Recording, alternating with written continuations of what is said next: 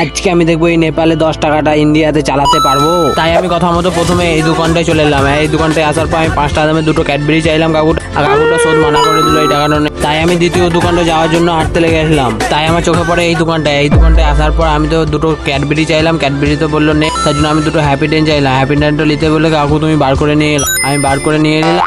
তারপরে আমি কাকুটার হাতে 10 টাকা নোটটা বার করে ধরিয়ে দিলাম। আর ধরানোর সঙ্গে সঙ্গে কাকুটা তো নেড়ে চেড়ে দেখলো, কিন্তু বললে এই টাকাটা আমার কাছে চলবে না। তার জন্য আমাকে কি করবো, আমি 2 টাকার কয়েনটা দিয়ে এই দোকানটা থেকে তারপরে আমি এক অন্য দোকানে চলে এলাম। আর অন্য দোকানে আসার পর দাদাটাকে বললাম দুটো হ্যাপি ডেন্ট দাও। আর কথাটা বলার সঙ্গে সঙ্গে দাদাটা তো আমাকে হ্যাপি ডেন্টটা বার করে দিয়ে দিল। কিন্তু এই দাদাটা মনে হচ্ছে 10 টাকা নোটটা নিয়ে নিবে। তারপরে পয়সাটা হাতে দিতে খানিক পরে বললো এই টাকাটা তো চলবে না। তাও আমি দাদাটাকে জোর করলাম। লাস্টে বেলায় তো ভাবনা চিন্তা করে দাদাটা বললো নেবো না আমি। তাই আমি দাদাটাকে অন্য পয়সা দিয়ে চলে এলাম এই দোকানটা। আর তোমরাই কমেন্টে বলো কি করলে এই নোটটা চলবে।